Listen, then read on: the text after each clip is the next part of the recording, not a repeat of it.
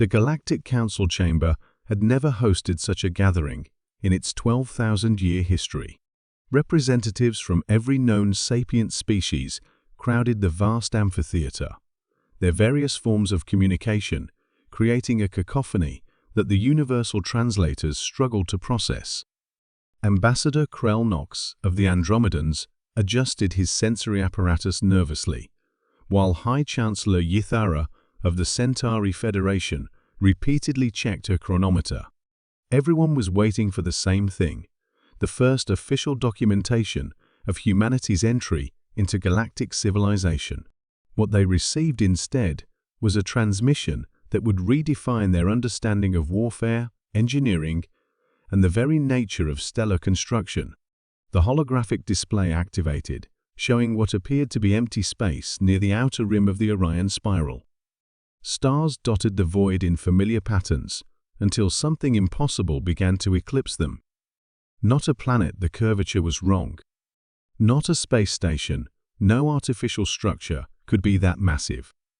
What emerged from the darkness was a ship. Dimensional analysis confirms the readings, announced the Council's chief scientist, Dr. Valdos, his voice barely above a whisper. Length, 2,700 kilometers. Width, 800 kilometers. Height, 450 kilometers. The chamber fell silent. Even the most advanced species had never constructed anything approaching that scale. The largest known vessels were the Hegemony's dreadnoughts at 12 kilometers in length, and those were considered engineering marvels. "It's larger than most moons," breathed Councillor Zexnara from the Vega territories. On the display, the ship designated as TNS Leviathan, according to its transponder, hung in space like a mobile continent.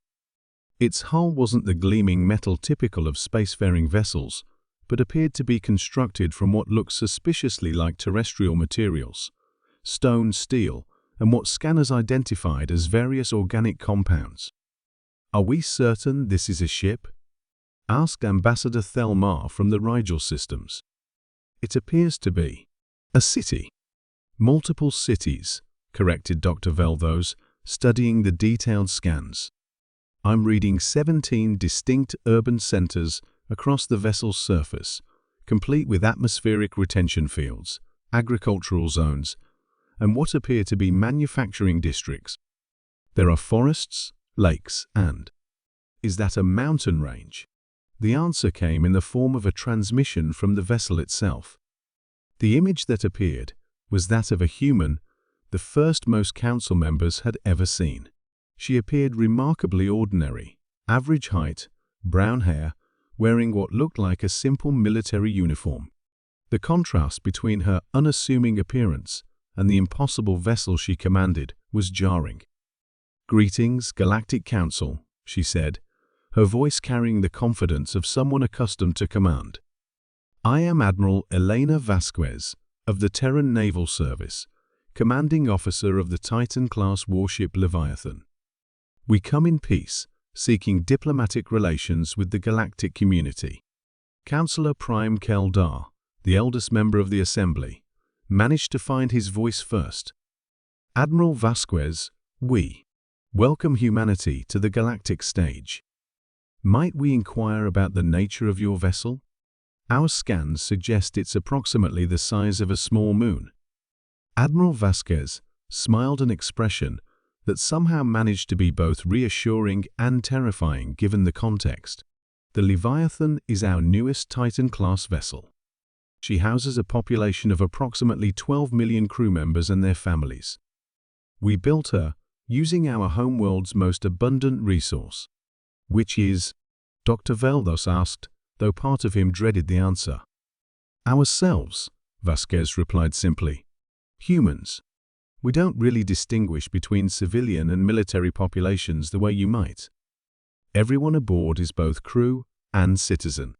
We brought our cities, our farms, our schools, our hospitals. The Leviathan isn't just a warship, it's a mobile human civilization." The implications hit the Council like a physics experiment gone wrong. Ambassador Krell Knox was the first to voice what everyone was thinking. "Admiral, exactly how many of these vessels does humanity possess?" "Currently operational?" 7 Titan-class vessels, with 3 more under construction. But that's just our long-range fleet. For system defense, we maintain approximately 200 Dreadnought-class vessels. Those are only about 400 kilometers in length each. The chamber erupted in what could only be described as organized panic. Species that had been bitter enemies for centuries suddenly found themselves huddled together, whispering urgent calculations. High Chancellor Yuthara stood shakily, her usual composure completely shattered. "Admiral, when you say warship, what exactly do you mean? What weapons does the Leviathan carry?" Vasquez consulted what appeared to be a datapad. Primary armament consists of 4 planetary siege mass drivers, each capable of accelerating projectiles to 0.15s. Secondary armament includes approximately 40,000-point defense railguns, 800 missile launch bays, and our industrial fabrication centers can manufacture ammunition in real time. The Leviathan also carries a full complement of fighter craft, about 50,000 units. Dr. Valdos performed rapid calculations, his multiple brains working in parallel. "Admiral, a single one of your mass drivers could theoretically crack a planet's crust. Why would you need 4? "Redundancy," Vasquez answered matter-of-factly. "Also, it's more efficient when dealing with larger targets. We've found that most space stations require at least 2 direct hits for complete neutralization." The translation systems began failing as multiple species attempted to express concepts for which no equivalent existed. The crystalline entities of Tau Ct emitted harmonic frequencies indicating existential terror. The hive minds of the outer reach transmitted error cascades. Even the normally unflappable machine intelligence of Proxima went briefly offline. Counselor Prime Keldar raised a trembling appendage. "Admiral Vasquez, might we ask, why? Why build vessels of such impossible scale?" For the first time, the human's expression grew serious. "Counselor, our species learned something important during our development. The universe is a very large, very dangerous place. When we finally reached the stars and realized we weren't alone, we decided that if we were going to introduce ourselves to the galaxy, we wanted to make sure the introduction was memorable." She paused, looking directly into the transmission camera. "We come in peace, Council members, but we come prepared for any alternative." The transmission ended, leaving the assembled representatives of galactic civilizations staring at a blank screen. In the silence that followed, High Chancellor Yuthara was heard to whisper, "I believe we may need to revise our first contact protocols." Outside the council chamber, emergency sessions were already being called. Defense budgets were being recalculated. Alliance treaties were being hastily reviewed. Humanity had just announced its presence to the galaxy, and the galaxy would never be the same.